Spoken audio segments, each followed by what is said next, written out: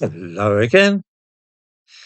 I'm not sure when it became a general assumption in this country that racism is an unmitigated evil which should always be opposed and denounced wherever it is found.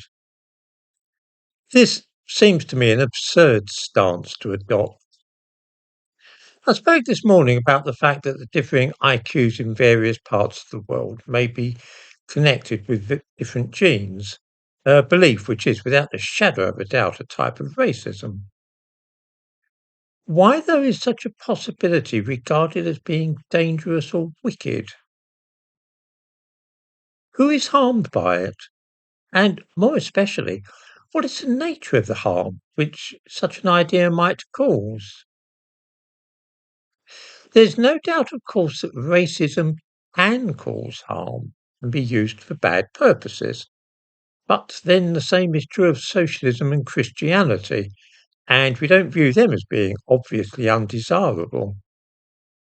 Socialism has been used as justification for inflicting famines and setting up concentration camps, just as Christianity has been twisted and used as the ideological underpinning for the Inquisition or the burning of witches.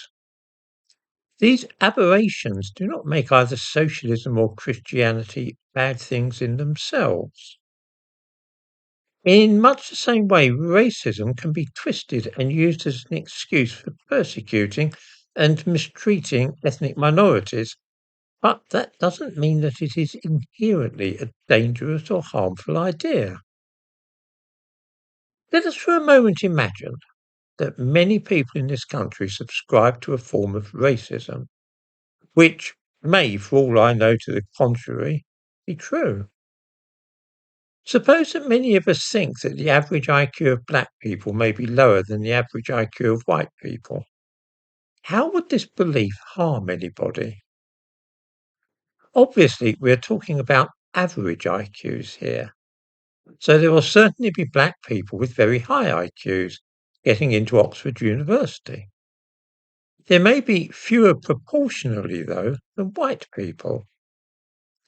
As long as nobody is suggesting that we operate a colour bar designed to prevent black people from gaining access to Oxford, then this belief that they may be less likely to qualify for a place there will harm nobody.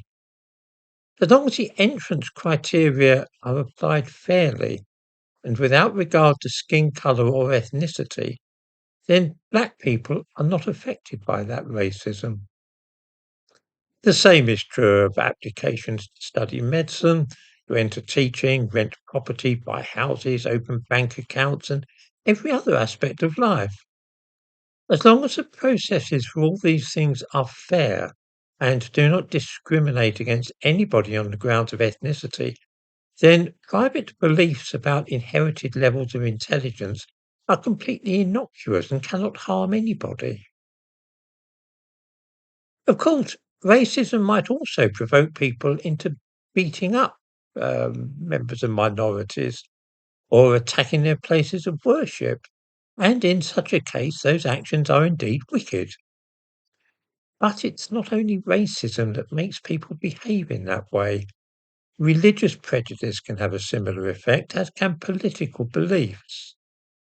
When thinking about racism, religion, politics, and anything else, the question we should ask is not, should we condemn this or that belief out of hand and disapprove of those holding such an idea, but rather, how are these people behaving and are they harming anybody? It is entirely possible to hold racist views without those opinions hurting anybody or having any bad effect at all upon society.